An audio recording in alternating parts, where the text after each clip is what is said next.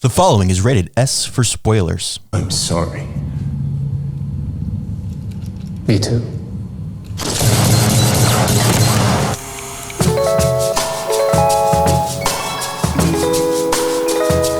Hello and welcome to the Popcorn Hangover. My name is Alex. My name is Graham. Today we are going to be discussing John Wick Chapter 4, directed by Chad Stahelski, written by Shay Hayton, Michael Finch, starring Keanu Reeves, Donnie Yen, Bill Skarsgård, and Shamir Anderson, among so many other people.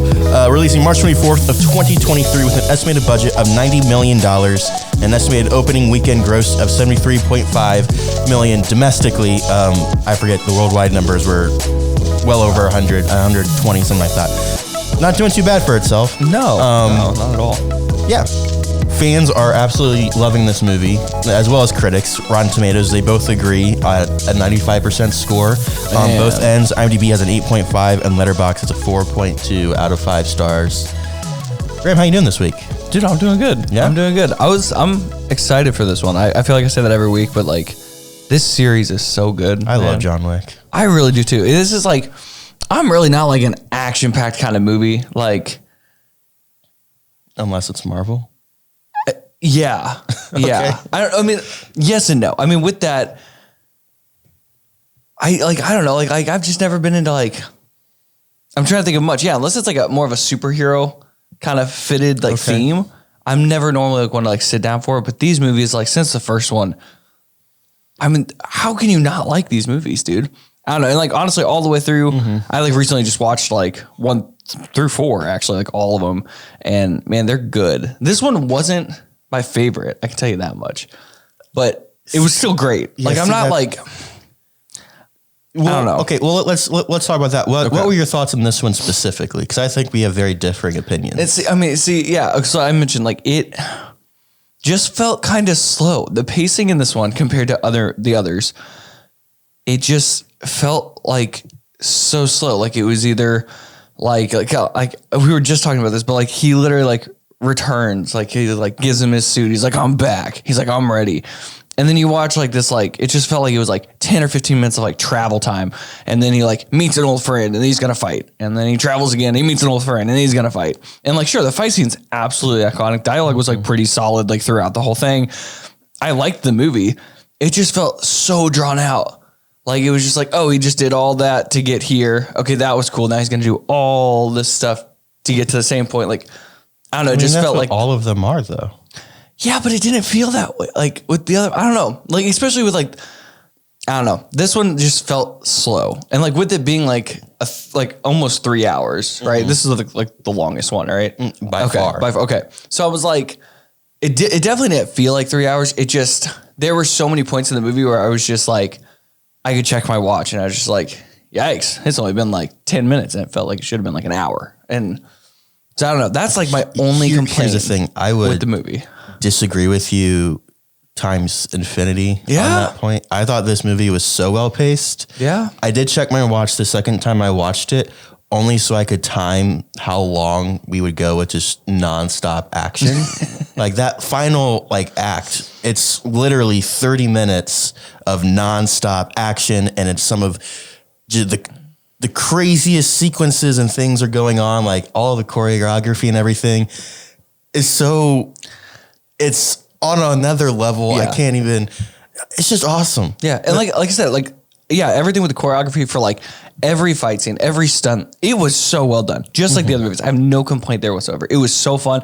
I love this movie, just like you do most superhero movies. And I was like, yeah, I could go kill someone. I'm ready to go like F someone up. Obviously, absolutely not. Literally no way in hell would I ever be able to do that. But I was ready to go, man. It gets you hyped up. The movie was, like I said, still great overall. Definitely a favorite. And it fits right in the series. Like I said, it doesn't lack much. It just, like I said, this one just felt slow to me. That's my only complaint I have at all with this movie. So it's not your favorite in the series. Where would you rank it? Would you rank it at the bottom of the list? Because that seems like where. Because I know for me, I think the first one has to stay on top. Yeah. Mostly because it's the first one and it completely I changed could honestly put them just in order. everything. Like 1, 2, 3, 4. I would have done that before Chapter 4. I think they're all great. I think that's the craziest thing about these movies is that every single one of them is an absolute banger. And like you could watch any of them at any time and just It's just so awesome. But to me too, especially watching these through, did you know like the timeline between these 4 movies is supposed to be like a week and a half of his life? For the most part, I guess, yeah. Like I saw like an interview with like, I can't remember who, if it was like director or someone, and they literally said like, yeah, technically like the pacing between like, I don't know if it was like the first, I don't know if the first one. I think you're thinking like, between the first and the second one. Because those take place, there's a period of time in between them. Because there wasn't necessarily supposed to be a series. And then the third one picks up immediately following the second one. Yeah. And this one kind of right behind. I mean, I guess there could be he gets shot and falls off of the Continental, and then Lawrence Fishburne's like, let's go kill these guys. Yeah. So I don't know. I mean, I'm sure you could Google it, but I don't know how far apart the 3 and 4 is, but. Okay. Yeah. I don't know. I just heard that and I was like, yeah, it's like, it didn't sound right, but I was just like, it totally could be, like, as far as I know. I mean, it checks out for John Wick. I mean, he's John Wick. What doesn't check out? Here's my one complaint about these movies is how many assassins are there? Is literally everybody an assassin? Oh, I was going to say, like, the guild seemed pretty stacked for the most part. But I mean, also, like... Well, and they're stacked for 4 movies now, and John Wick kills... everyone. Everybody. I mean, I don't know how many reserves they have or who's in training or what, but yeah, no matter how many he kills, which, man, every time I see this movie, like, I'm not a suit guy. I just don't need to wear a suit unless it's a wedding or a funeral, honestly. But like, dude, I want a suit. I want a bulletproof suit. Like, man, that's so clean. It was so cool. Yeah. This movie was phenomenal. I think one of the things that I liked a lot about it, other than the fact that it had amazing pacing and amazing action, was I thought the characters were actually really, really interesting. Because no one was... I feel like in a lot of these movies, you just have a lot of one-dimensional characters. And I feel like I forget who he is, the enforcer, Bill Skarsgård's character, like the main... And the Marquis. Yeah, the Marquis. Dude, he was a solid guy. I thought he was as close to one-dimensional as you could get, but also he was just terrifying because he would literally do anything possible. I mean, he had a pretty solid plan to get rid of John Wick, but still said, we're just going to send everyone we have after this guy. Like, so it still made him interesting, but I feel like even beyond that, I feel like the main set of characters are interesting. Obviously you have John Wick and Keanu Reeves, which is just such an interesting character in general. Yeah. Like he just wants to live his life and die. Honestly, that's all. He just wants to be with his wife again, and that's it. Which I mean, like, at any given moment, he could have like completed that once and made someone very rich at the same time if he needed to. Like, I mean, I get he wanted to like be free, and then he just passed away, which is like, that is so much work to just die in peace, I guess. Well, that's a question for you. Do you think that he did die at the end? Oh yeah, I think so. Yeah? Yeah. Spoiler, sorry. But yeah, absolutely. Because at first I was like, I mean, here's the thing. I don't know, because the only thing that keeps like running through my head, do you know like the timeline for Ballerina? Nope. Okay. I don't think anybody does. Because apparently he's in that, is what's rumored. And also like the studios like want to keep making more movies. And I'm just like, I mean, I don't know. At the end of 3, you get shot. After you make this much money in your opening weekend, I feel like the studios definitely want to. Yeah. I watched it, and the first thing I thought of, spoilers for No Time to Die, just skip ahead like 30 seconds. When I watched No Time to Die and they killed Bond, like that was like the narrative around it was, oh my gosh, like James Bond actually died in one of these movies. That's his whole thing. Is he not like he just always finds a way out. Right. And that's all I could think of was like, they actually killed John Wick in a very normal way. Like normally, I mean, he goes through all of this crap. But I mean, like, to go out, like, homie took just 3 full shots to the body. He did. Homie lost some blood. Didn't say, I feel like that white shirt would have been fully red, not just like 3 little spots. But I mean, he plus enduring everything for that 24-hour period up to get to there. No, I think him dying makes sense. And Keanu says that he he played it as if this was the end, because that was the purpose, was to wrap up all of this. But also he and Chad Stahelski both said, we're not going to rule out a fifth one, but it won't be for a very long while if they do it. So there's no way he's dead. There weren't dates on the gravestones. That's all I'm saying. That's my logic. It just had a name and loving spouse, and that was it. So, that's my logic. But beyond that, we had a lot of other really interesting characters. I think one of the most interesting to me was the tracker, Nobody. He's officially called Tracker, but they call him a tracker once, but he refers to himself as Nobody over and over 9 again. times, yeah. What did you think about him? I like the guy that played him, which has he been in anything? He looks so familiar, but I just could not place him at all. I don't know. No, he killed this though. I really liked his character. Him and his dog, dude, absolutely killed it. The commands, that dog was ready. I thought there was just a little too much dog. And I mean, dude, I expected, because the minute I saw that dog, I was like, for sure, John's gonna have a little soft spot. I was like, they're not actually gonna kill each other in the end. And then, dude, the way it like played out with his character at the end, just like sitting on the bench, just drinking a beer, watching all of it go down. He's just like, damn. He just starts laughing. Like, dude, his character was funny, but like, also I want more of that guy. Just give him a spinoff. I think it was so interesting how he wasn't really a friend, and he definitely wasn't a friend, but he also wasn't necessarily an enemy. Just because like he knew what he wanted. He had that goal of $50 million. And I thought that was super interesting where you have at least 2 of these movies now where everyone's trying to kill John Wick, and you have one guy who wants to kill him, but not yet. So he's going to protect him. And he had him at gunpoint several times. He's like, gotta help me out, man. You Like, gotta take better care of yourself, John. That was the most like badass line, I think, and almost in the whole movie. Just letting him walk away. I was like, whoa, okay. But I do wish there was like a little more with him, because like when you look at it, like, I don't know, I could just see his character, and I was like, we really have no idea like who you are. He kind of seems like, for the most part, like a pretty just normal dude, like maybe like ex-military guy.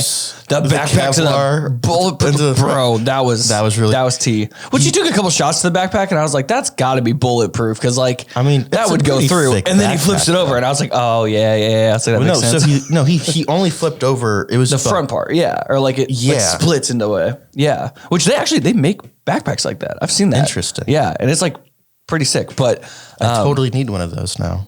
Right? Because for every occasion, I need. But no, I don't know. He just seemed. The only thing I had with him is he just seemed like a normal guy, and you have all these like other trained assassins all around the world, and I feel like in a way, like in a higher tier of being like an assassin, like they're more skilled, more trained. And he just pulls in with a collapsible like lever action, which was sick, and then a dog, and he's just mowing through people, following John Wick like it's nothing. And I was just like, I feel like he had just too easy of a time, if that makes sense. But he could also be like just as trained. I don't know. It just seemed like, since he is like a nobody, he just seemed like a random guy off the street. Like I said, like maybe like ex-military or something. But like for John Wick being John Wick, and then homie just literally catching up to him, tracking him down, being able to do everything he did, it just didn't seem like real. I don't know. Obviously, it's not real, but like it just didn't seem like believable for a sense. Did you watch the rest of this movie? You think this is realistic? No. You think someone that's in not like what I meant. a 24-hour period can endure all of this crap? No, absolutely not. But just like for the hype and the skill level and like who John Wick is, I just feel like it shouldn't have been that easy, because the whole movie, everyone's like, you can't track him. We've been tracking him. I found him once before. I'll find him again. And this dude's like, I'm with him. That's what makes him with interesting. Is he clearly has a certain set of skills. Yeah, like I said, great character, and I think great actor. I think that's what makes the ending so cool, is when the bounty is taken off the table. It's just pure respect. Like, 100%. Man, like this guy. Which that's like how I feel like all the assassins felt, because like a lot of times they'd walk out and they'd be like, I mean, honestly, no hard feelings, man. Like it's just a job. And like most of them are like, I mean, yeah, right back at you. And then someone's going to die. Like they fully accept one of the two is going to walk away. But I'm just like, yeah, I mean, Yeah, I don't know. Kane, Johnny Yen's character is also, and I thought was an incredible addition to this cast. First off, it's Donnie Yen. Who doesn't love him? Yeah. I don't know why he keeps getting typecast as a blind martial artist, assassin, master guy. I mean, I'm all for it, but it's a really weird niche for him to get into. Especially for not being a blind guy. Especially for not being blind. Yeah, absolutely. Yeah. I absolutely loved Kane. I thought that was, I mean, that you kind of to him and the tracker both parallel each other in the sense that they are both trying to kill John Wick, but they don't want to at the same time. I don't know, like they both have very similar goals, but the difference is that Kane is John Wick's friend, and they are really close. Yeah. I mean, the first, like, John Wick immediately says, "Oh crap!" Like they got it's family, right? And he's like, "Yeah, it's family." Yeah, and which was tough too. I'm just like, damn. Like, I felt the actual just like, I don't know. I felt for Kane because like in a movie like this that is so fast paced, character is not the first thing you're focused on. No, that can get skipped by so fast, right? Right, and it always is in types of movies like this. Whatever that Ryan Gosling Russo brother movie was, I don't even remember the name of it. Gray Man. Gray Man, yeah. I just had so much of an appreciation for the fact that they included a character like Kane, who was so multi-leveled, who he wasn't going to let anyone else kill John because he needed to do it so he could protect his daughter, which is going to parallel exactly everything that John was doing and what he was doing to get out of being an assassin, like in terms of like a John Wick Zero. Like we kind of saw his story through Kane's eyes now at the end of John Wick's story. It was just a lot of really cool, like multi-layered stuff going on all the way across the board. And also just Donnie Yen is so cool. Yeah, no, he's an amazing actor. Even though I couldn't quite figure out how a blind man could shoot so well, especially considering he wasn't born blind or anything. Like he made himself blind. Yeah. But I mean, I don't know, like your senses are heightened and stuff. Like, you know, I mean, which one thing I always pick up with, like, anytime I see a blind person in a movie or a show, whenever it's like used as a character, like one thing I always look out for is like, especially when they have a walking stick, if they're tapping it, if they use it for an echolocation style use. And even his own voice, like he'll like make a sound or he'll like, hit the glass or like hit something and like have like an echoed response. And I'm just like, he's like legitimately being blind, basically. Like it was so well used that I was like, it didn't just seem like he had glasses on and that guy's blind. Like, and I feel like including the glasses was a really good move, just because. Well, see, like I figured he just like wasn't blind, like because I was like, okay, yeah, he's gonna leave glasses on the whole time. That's a blind guy. But then he took them off and you see like the great eyes, and it's like, whoa. It's like, yeah. I just think it was smart because doing something like this, you can try to not look at where you're going all you want. It's just not going to happen. Yeah. Especially when it's as intense as it is. So I think like the glasses both served it made sense for what was going on, but also I think it had a very practical reason for being there. Yeah. But it wasn't distracting, didn't get out of the way or anything like that. No. My favorite thing he did though was the motion sensor doorbells. That was so cool. I thought those were like a little bomb or like a little like electric shock thing, like some sort of like gag, like tripwire or something. He just looks, he's like, ding, he's like, throw something at him, ding, throw something at him. I was like, dude, that's just so smart. Like he just had little doorbell after doorbell in his pocket. I love that. No, yeah, that was so cool. To wrap up this segment. Yes. There's a lot of incredible action things going on here. Oh yeah. Keanu says there's 14 action sequences in the movie, which depending on how you define, like what I would call the last action sequence was really like 4 action sequences. So like, what would you say was your favorite sequence of the entire movie? I mean, definitely the stairs. I think that's got to be, yeah. Because I mean, honestly, like there are so many things, like even when it comes down to like just his pistol, like he got his like custom, super nice, whatever it was called. 9mm Viper. Yeah, the Viper. But he like fully runs out of ammo and you just see him take apart like the barrel, throw it, uses the body, stabs the guy with it. Like he's using every last little piece of that. And I was just like, dude, like good for him. Like he was just going off. And like, dude, And it was such a good metaphor for the entire series. I forget the freaking characters, the Greek mythology characters, dude, name us rolled the board, but it was exactly like that. Where like he's giving everything to get up these stairs. Yep. And then the stupidest thing knocks him all the way down. In my head, which is not like at all the same. In my head, I just kept hearing the Rocky music, like as he's like getting up the stairs. That's gonna be an edit at some point. Very soon. Oh, dude, it was I think even just when he got thrown down the stairs multiple. Which here's the thing. I'm sorry. No way in hell was that scene within a 5 to 3 minute timeline. Him getting thrown down the stairs. Because he's at the bottom of the stairs. He's like, man, I got like 2 minutes, like 3 minutes tops. Yeah. And then they mow through another 100 guys to get through the top. And I'm just like, But the difference is that both of them were there.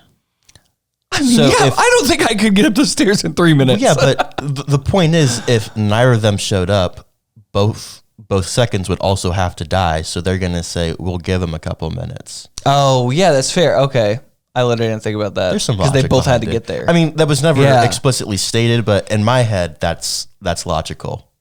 That makes sense to me at least. Yeah, I think my favorite scene was either one of the two sequences before that. Either I think it has to be the freaking car on the road sequence where he's just in the roundabout and tossing people at trucks and getting thrown at cars and just. All of the chaos of that was so cool and was so unique and we'd never seen before. Yeah. But also like the thing that we've been asking for a while was the overhead tracking shot. That was the best thing. The only reason I think it's not my favorite is because they used it again. They used it a second time, and the second time it's sort of with a really wide shot on a shot that probably shouldn't have been a wide. And both times I was like, why is this so wide? And then it pops. I said, oh, okay, that's because it's going to go, it's a one take. But like, if it didn't do it twice, I think that would have been my favorite. Because that was so just unique, out of pocket. It was super, it was there. And that was so well done. It was so unique. And this seeing, I mean, that's something that's even harder to do because you can't fake things. It's a lot harder to add, have two different stuntmen, but they just switch places or take off a helmet or something. Like that just makes the whole process so much more complicated. And from just a technical level, like so much respect. Oh, absolutely. But yeah, it was all of it was so good to watch. Everything in the freaking Osaka Continental was incredible. Dude. I saw a Letterboxd review. I forget who the cinematographer was, but they said, man, this guy used every single light that he could find in the world. And yet it was still like dark and moody while also being just incredibly bright and saturated. It was so cool. Did you ever, this is totally like random. It kind of ties in with that Continental fight. Have you ever seen gameplay or seen the game Ghost of Tsushima? Did you know that the guy who I don't know if it's the director of this, he's doing the game adaptation movie for that. And I just saw a side-by-side of the shots from the top of the hotel, all the lighting and just everything. And they're I saw a tweet that was keep in mind, the same dude that did this is doing this. And that got me so effing excited for that game, for that movie. It's going to be so good. If it looks anything just like this, I'll be so happy with that. But it's just gonna, dude. This looked so good. Yeah, there were so many still shots. I was just you could just that's beautiful. Every lighting, yeah. And again, that's not something that's ever.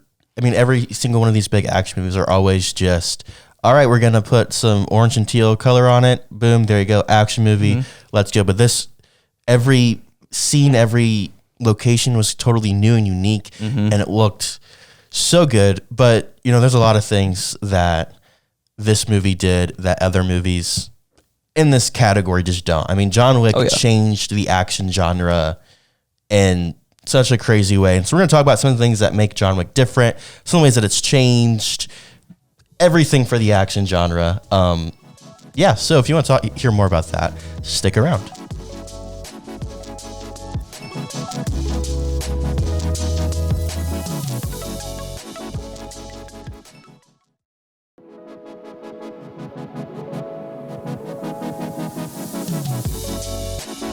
I think it's pretty crazy. I think what you're doing is pretty crazy when the official term for what you're doing is John Wick action.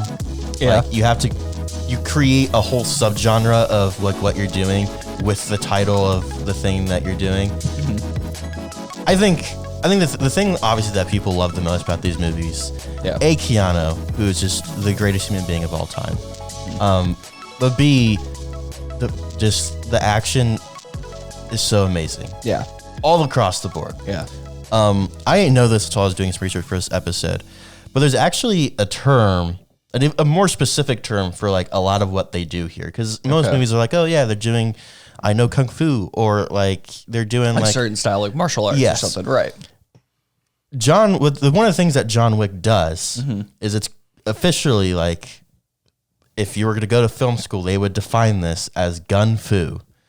And I forget, bro, that's so dope. I should have. I didn't write down the director's name, but it came from a Japanese director in the 90s who was doing very traditional Japanese kung fu movies, but he would add the element of guns to it. And so they were doing normal kung fu, but they would also shoot each other while they were doing stuff. And he coined it gun fu, and that's something that like that's what a lot of the John Wick action sequences and things are based around. That's kind of like that's the style of martial arts that they're using is gun fu, which I think A is just a super cool name. Yeah. B, it's a very fitting name for what they're doing. Cause like, oh, absolutely. Just watching, one of the things I appreciate about this is that he does, even though it's John Wick and he can just headshot everybody, he always takes multiple shots just in case. Yeah, I noticed, like, honestly, any shot to the head, to the body, just like putting someone like, you could get someone like down to the ground and then like 2 shots in the head. And also, actually, that's one thing I was going to say in the last segment. When you mentioned like the like circle drive shot scene or whatever, there's one scene where he is like, I think he's turned around into the car. There's 2 cars where he's like doing donuts around like the 4 cars that pulled up in front of him. He shoots 37 times without reloading, and he specifically mentions when he gives him the gun, this is a 21 round mag. And I was like, did you count how many times? Yes, because he was just going and going and going, and I was like, it's one pistol, one guy. Like at some point, you like, which here's the thing, like I got to give it to the movie. Every time like he would run out, it would click. He'd switch. He could reload. He'd pick up another gun. He would find something around him, and then he'd go back and get his Viper. Like, that was the only thing I had to complain about. And I was just like, everything seems so, like... You know what? Again, it's not real, so I can't be... For how much care... I mean, yes. I know it's not real, but... For how much care is put into this, though, I feel like that is something they would count. I feel like that's something that's the thing. Because, I mean, yeah, there are times where he does shoot a lot. Which I never used to count until Deadpool. He's like, count with me, and they'd like shoot his bullets and stuff. So now every time I'm like, if I know how many rounds are like in a gun, I'll like count it. Or even in like, I'm trying to think of what gun it was, like the revolver that nobody has when they're in like that casino scene or whatever. Right. When he gets his gun back and he's with the dog, he shoots like 13 times. And I'm like, bro, at most that revolver is gonna hold 8. Maybe 6 if it's like a class. So I'm just like, I don't know. Like, it's like the little things where I'm just like, technically you'd probably be dead because you're not going to like quick reload that thing and you ran out of shots. But like, I don't know. Yeah. But otherwise, but like I said, like when John Wick like runs out of ammo, he normally like figures out another way around it or he just reloads. And I'm just like, since it wasn't there, I was just like, like would he actually make it out of that? Who knows? I mean, yeah. That's just a small thing for me. That's the only, like I said, only little note I had there. But My only thing is there are cuts and they're not going to show every reload because that would be really boring. That's true. Especially with like the revolver thing. I don't know. I love this too much that I have to defend it even though I know I'm wrong. Yeah. Also, I loved when he walked in the family church or whatever. He's like putting all of his guns and she's like, is that all of it? And he's like, yeah. And she's like, that's a cool fucking revolver. I was like, yeah. I was like, what is that? I was like, no, that was good. That was good. I love this. I just love the world of John Wick. And that's what I'm excited for. We'll get to it. Yeah. Momentarily. The other thing, I think the thing that really makes, despite being in unique situations, because I think that's one of the things that makes the action John Wick so entertaining is he's always put in a very different situation than you're used to seeing. Oh yeah. And if he is, for example, when he does go in whatever building that was, we've seen the broken down building fight over and over and over again. But so they said, okay, we've seen that. Let's do an overhead tracking shot. So yeah, you've seen this, but you haven't seen like this. You haven't seen it like this, yeah. And that's one of the things I appreciate is it's always new and it's always unique. But I think the other thing that makes it so you can't take your eyes away from it is the fact that it is so well choreographed that like it is almost a dance watching these people beat the crap out of each other. Yeah. Like it's mesmerizing. I mean, with the timing of everything too, because kind of like you mentioned, like with stuntmen, like you can't like have one guy shot and once he's out of scene, pull him away, switch him out, or have him change a helmet and go back in as one person. Like it was just so many different people, but all in like, was it one take? Yeah. Yeah. I mean, for almost all of the overhead. Yeah, so the overhead, it was meant to at least look like one take, and I could definitely see it being one, but assuming, we're going to get real technical here, assuming that they put it on some sort of motorized or robotic system to where they could specifically time out exactly the exact same path every time, because there's rooms that are segmented with like completely black walls, it's possible that like they shot one room at a time, and then they could cut and then pick it up in another spot because it is so well choreographed. So like you could I can see that. Yeah. in post potentially splice everything together. That may be more difficult than just trying to do it all in one take. Yeah. So it may have been easier to do it all in one. So I could see there being a cut or two in there. Yeah. But also it's so seamless that I couldn't tell. Like that's the main thing. Is like if there were like, because until like it kind of like finishes out, and then you see like John and nobody go like wall to wall, and it cuts to his view, and obviously it just cuts back and forth. But everything from like when he gets up that like first staircase and it pans up, I can't remember it cutting. So that's why I was like, that is an insane take. But for it to be, so well choreographed and just everyone moving when they need, like it's crazy. It's literally crazy to think about. Like that is so much work put in, and dude, it shows though. Like scenes like that are amazing.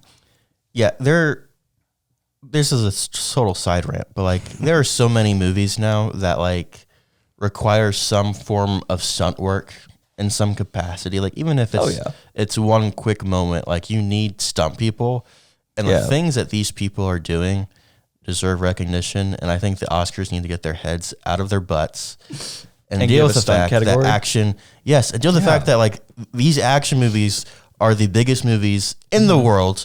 And that movies like John Wick are incredible storytelling. And this movie is just straight cinema. Like, I don't know if watching this at home on my normal TV or whatever is going to have the same effect.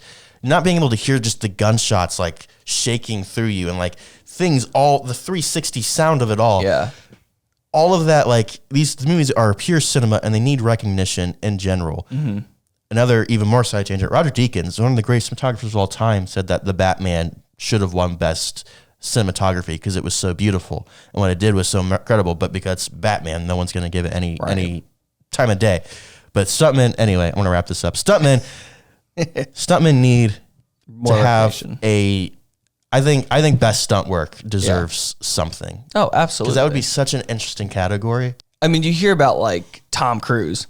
Like homie does all of his own stunts. So like in a way, if he wins an award, like, he deserves it. Plus like on top of that, but it's just not accounted for. I mean, like Tom Cruise and Keanu are two of the only real action stars left who do their own stuff. Yeah. And I mean, Keanu's 59 years old. Like, which I was seeing, like there were some things where he would like get up slow or something. I'm just like, obviously he's been up for like 48 hours. He's gone through 800 men at this point. So like, he's going to be tired, but like, is that for the movie or is homie like struggling? Cause like either way, like it's understandable, but he is old. He doesn't look it, but man, like, I don't know how he could keep up. I'm 22 and I feel like my knees are breaking, dude.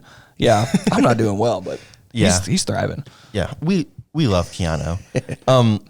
I should have mentioned this a second ago, but like one of the things with that like oak tracking shot, for example, like a very common thing with action is like you want to shoot it handheld because you get shakiness, and so with that shakiness you can use like some of the blur to cut when you screw up. Yeah.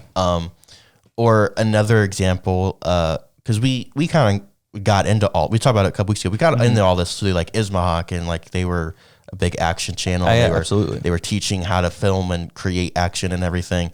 And like their rule of thumb was always 3 actions and then a cut. So it would you do like throw 3 punches. yeah, throw cut, 3 punches, switch. React. to- I do it remember again. that video. I can Yes. see that video in my head, dude. Yes, I remember it to this day, and I think about it all the time. And there are a lot of movies that do that because it's a really effective way to, especially if you're doing like an indie thing where you don't have like action people who know action or like action people. It's easy to just rehearse 3 moves at a time, but also it keeps the pace going really, really quick because you're constantly cutting, and so you're jumping, and so like you're really jarred, but also you're filming it like handheld, so it's all shaky, so also jarring, and like it gets you into it, and you can't look away for a second. You're gonna miss something, and that's how action's been done for a very long time.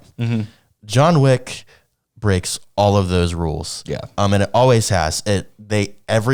There is not a single shake in this entire movie. Every camera shot is so steady and perfect and precise. The takes are so long all the time. Even when they are cutting a lot, they aren't cutting for at least 5 seconds, which doesn't seem like a lot, but it's a long time. But if you actually look at an action movie, James Bond, we talked about it a second ago, like you look at a James Bond movie, a lot of the action sequences, they cut every no more than 2 seconds. Yeah. They don't leave a cut going. And like, it's just, I don't know, for them to like just have the balls to like to do something like this is so incredible. And one of the ways they're able to pull it off is the cameramen are also rehearsing with all the actors. Yeah. And so like there aren't any surprises. Normally you would say, okay, like, yeah, we know this is going to happen, so we'll just figure out how we're going to block this later. But no, they show up every day to rehearsal, and I'm sure there are months and months of rehearsal, but these camera operators show up every day, and they are also practicing and rehearsing with the stunt people, which is just a whole nother level of dedication. I hope they are paid well.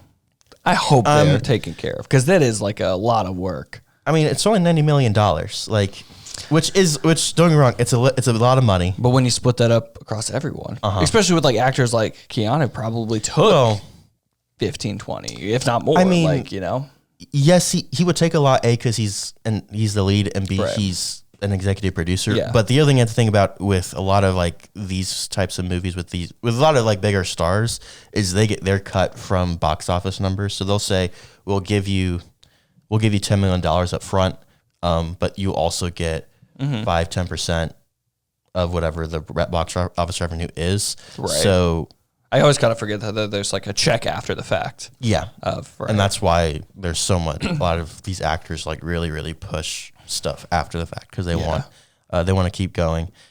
The last thing that I think makes John Wick just beyond anything anyone else could even try to do is the world building, which I mentioned earlier. The world of John Wick is so cool. And even though I love Keanu and I love John Wick, I'm excited for all these spinoffs that we're getting. Oh, I know. I think the ballerina seems cool. Anna de Armas and No Time to Die was great. I keep talking about that movie. I haven't seen like it or something. I haven't it's like seen it was good. I mean, I think I saw it like twice in theaters when it came out, which was almost a year ago. So like, or maybe it was over. It was definitely over a year ago. It was only over a year ago. I haven't thought about it since, but apparently now I am. She was great in that. Ballerina seems fine. I'm more excited for the Continental show, which is a prequel, and just how all of this stuff works. How the world is connected. Just because it's just for the fancy words. Like instead of saying you're excommunicated, it's you're excommunicado. Yeah. That just sounds so cool. Well, I'm just trying to think too, is like, it's always fun to think like, obviously to the world we're seeing with these movies, obviously all the assassins, it's very apparent. The Continental, we see that secret side behind it. But for a lot of the people that are just going to a hotel, see it as a hotel. So I'm just like, have I ever gone to a hotel and there's a floor of absolute assassins? Someone like, that's just wild to me. It's like, technically to the world, this is unheard of. Technically to the world, one random day in whatever year this is set in, an entire hotel just exploded. Like, what are the... Like, that's going to shake the world. Like, here's the thing that I couldn't stop thinking about the second time I was watching the movie is what is a normal person assuming that there is a normal person who lives in Paris and they aren't all assassins. That's what it seemed like. What is a normal person like thinking? Because they are audible gunshots. They're not even trying to they're not trying to pretend. I know. They're in a very busy area, and cars just keep going around the circle. Like, last night from 3 a.m. to 7 a.m., we just heard consistent gunfire nonstop. Like, what do you mean? Like, yes, everyone would have had to have heard that. Like, yeah, it doesn't make too much sense. I mean, unless the world of Paris just is in a deep sleep that night. I don't know, because it was just nonstop. So, I mean, yeah, obviously there are some things that just do not make any sense, and you have to wonder them. But there are a couple things that like big things that I noticed that John Wick does in terms of the world of John Wick that no one else would ever do for an action movie like this. Okay. And I mentioned this briefly, but like John Wick is super, super colorful. It is so saturated. I love the way that last duel at sunrise. Oh my gosh. Tears to my eyes with how beautiful it was to look at. Just even when I thought the first shot that I was like, damn, when Mr. Manager goes to talk to the Marquis the first time and they walk in like the little base and then he's got the whole like window behind him. And yeah, it's just like golden hour, just hits every person in the room. It looked so good. And then yeah, sunrise up on the top. Like, oh my gosh, I want to go there. That first fight between, John Wick and Kane, like with all of the glass white panels. tube lights. Yeah. Just every frame was so cool and so colorful. But like normally a movie like this, it is super dark and gritty. And even when it is like bright, like everything is orange and teal. Those are the only two colors that you'll see. It is, I don't know, everything's dark and super harshly lit. And it's a look, and definitely like, it does its job in setting the tone and everything of what you're wanting to do. But John Wick is it's on a whole other level, and it somehow sets the tone of dark, gritty action with this really vibrant world, which is so cool. And most of the time for like shots like this, I just feel like we see like completely muted, real dark colors. If it's supposed to be like super moody or like just low scale, like that's what we see. But when every single shot just pops with some sort of color, like when they're doing their dual, like not requirements. What am I talking about? Oh, what's the word? Like whenever they sit down, like going over the rules, basically. The rules, yeah. They're sitting there, and it's just like the blue like floor and like the table and like all the cards, like everything that was just like so vibrant, even though it was still in that scene especially, is still pretty like muted for the most part. But it was still so and good. part of what does it too is they shot anything that they could on location. So they were filming at all of these outside, like they were at real filming spots, at all of these very famous places. Yeah. But one thing with that I thought, and that the series does just well all the way around with developing the world building, is explaining to you what's going on without saying anything. So that, they're going down to determine the rules, and they sit down and they have all of these metal plates in front of them, and they say a rule, they flip a card.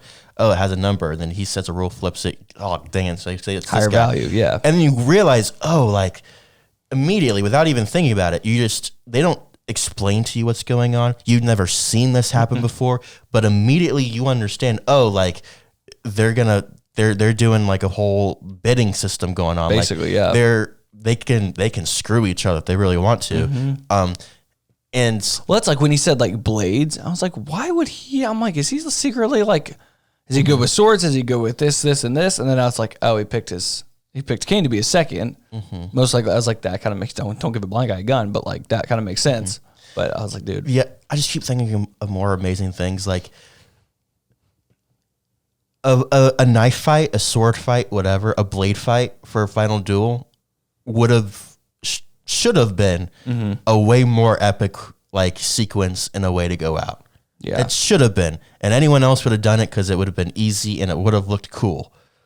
But John Wick said no. John Wick likes guns, so we're gonna do pistols. He said pistols, like. And not only are we just gonna do pistols, but we're gonna shoot it like a Western showdown. A one shot.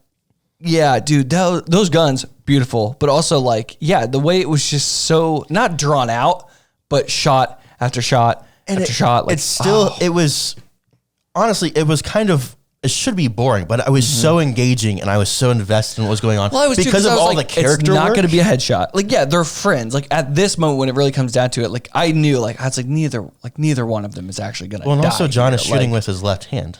Yeah, I noticed that because he got stabbed in the right at the end. Oh, so like when nobody just tore his hand apart. that was brutal. That was pretty brutal. There's so many things. This movie was really good. I know we're talking about how like brutal it is, but another thing that makes John Wick so unique and so cool is how clean and sophisticated everything is. Like normally, like stuff like this is just we're just gonna, it's dark and gritty, and I'm gonna wear like just a I don't know, a hoodie or like I'll wear a leather jacket. Like if we're looking at Bourne, like the Bourne trilogy was really the last like action changing thing before John Wick, and just looking at the comparing the two of them, like just how far we've come. Like everyone is wearing suits because the material, because like apparently you can only use bulletproof material for suits, I guess, and also kimonos. Yeah, of course. Yeah. Makes sense to me. I don't know. Everything's just so like clean and sophisticated, and which I think really kind of like, cool. And that's kind of I thought, like, especially when you mentioned like the camera, like there's no shaky shots, everything's precise. Like it just speaks to the character, because like in a sense, like I've always kind of like associated this with like more of like a Bond feel. Like he's not just a crazy action star who's running around doing what he wants. Like everything, like he plans for, he knows what's happening. Like he's always kind of like one step ahead of everyone, and that's how it's felt. Like it doesn't feel like John Wick doesn't do anything that isn't already like kind of planned. Sure. So like that's it. Totally like just I feel like the show like it just goes to show like what the character is and what they want for the movie. But yeah, dude, it's also got suits. It's got bulletproof suits. So like, why not? Who doesn't love that? Dude, I want that. So every time, because like I literally, it's just like the only part that would hurt him enough to kill him at this point is his head. But then every time he'd just like pull up his sleeve or he'd pull up like the middle of it, cover his head and like run through. The other thing is it doesn't, bullets don't penetrate, but you still feel the impact of it. So like, yeah, homie got blown back like 20 feet for that shotgun he took right to the chest.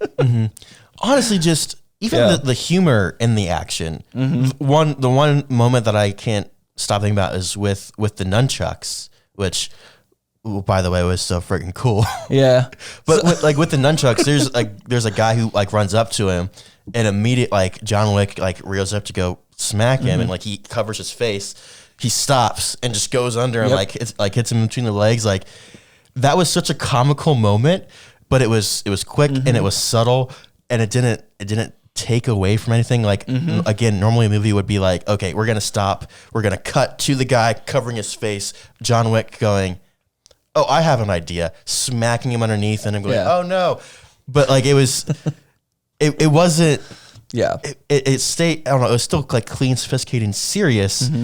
But also it was just hilarious. Like there were so many, like the way that they did humor in this movie, most of the time it wasn't very explicit. Yeah. Like it was very subtle. It was just very, I think like there were like some like explicit jokes like, oh, like this is a nice gun. Oh, it's vintage. Like that's a funny joke, but they're just in the action. They keep up the intensity and everything, but also still add elements of humor and things in there that, I don't know. It's just, I don't know if this is one of those, but like everything that Kane did with his sword stab. Oh, absolutely. The little pokes. He never stabs someone all the way through. He'd just be like, you're going to bleed out. Donnie Yen's You're going to bleed out. Like he always looked so proud of himself whenever he would find somebody and just absolutely murder them. Like he just had like almost, it was, I wouldn't say it was a smile, but he just had a look about him that was just so happy. How can you not? You just got to have to buy a blind guy. Like, how could you not? I would just feel so proud. I'd be like, yeah, F you. Can't see your face, but hopefully you can see mine. Like, you know? Yeah. I just loved every time he just, little poke and stick with a little sword. Like, you're just going to bleed out. I'm not going to stab you all the way through. No fast stab. There was a couple, like, across the neck, like, slices, but otherwise, he's just stabbing him in the chest. Oh, that, dude. Graham, we have talked and we could continue talking about this movie forever, but I think we have to bring it to a close. Do you have any final thoughts on John Wick or what makes John Wick different? it's one of the greats. It's done its own thing, and it's done it well. And like I said, yeah, with it being more of like a sophisticated, very, very action-packed movie, these movies just don't hold back. The whole series as a whole, fantastic. Really, Chapter 4, again, like I said, I just, with the pacing for myself, didn't hold my attention as well as I hoped it did, like the other movies did. But other than that, still a fantastic movie, great addition to the series. And I really do hope we get more. I know we'll probably see him again. Because one thing, I'm going to throw this in. I know we kind of talked about it, but one thing at the end, when he does die and we're like, is he really dead? And they kept saying like, John Wick can't die. John Wick can't die. He killed John Wick. Now listen, his body, he's not dead. He's going to have an alias. He's going to have another name. He's going to go by a ghost name or something. I think he's going to go move away and hide. John Wick and the he'll come assassin back is out of dead. retirement. Yes, John Wick the assassin is dead. He got to lay to rest as a loving husband. he is no longer back. Yeah. Because like even when he looked at the tombstone, the manager, and he's like, didn't think it would happen this way. I was like, yeah, because he's not dead. He's not dead. But he also absolutely could be. I'll accept that. I'm not gonna try and make it up because I don't want to see it. If it happens, it happens. But I hope we see more of him. In my head, John Wick can't die because I need more. You need more. I need more. Yeah, I absolutely love John Wick 4. I never actually got to it at the beginning of the podcast. So if you've been waiting around just to hear what my thoughts were, Chapter 4, I think, is my second favorite John Wick movie in the series. It was just It was so vibrant. It was so amazing. I probably will sit in that theater for 3 hours, at least one, maybe two more times, maybe three more times, to watch this again, because it was so good. There's a story I didn't tell. I left the theater. I went and saw it was like a 9:30 showing, last showing of the night. I left the theater. It was like 12:30. No one was in the parking lot, and I definitely hit the gas and just didn't hit the brakes as I was making turns. And then I realized, Alex, you're not. That's so dangerous. You're not Keanu. And I didn't do it intentionally. It just happened. So I think I need to take a break from John Wick for a little bit. Yeah, I love this movie. Maybe you will too, if that's your kind of thing. This is the Popcorn Hangover. We've been talking about John Wick Chapter 4. I'm Alex. That is Graham. What were your thoughts on John Wick Chapter 4? Let us know on all the things: Instagram, TikTok, patreon.com/thepopcornhangover. Graham, you've got our tease for next week. Our tease for next week, we've been talking with John Wick. He's so precise. He's got the skill. He's always one step ahead. Well, in some cases, when it comes to the challenges brought ahead to you, sometimes you just have to roll for that critical hit and hope you hit the high number. Yep. So take that, what you will, take with that, and we'll see you next week. Am I saying it now? You're saying it. Peace.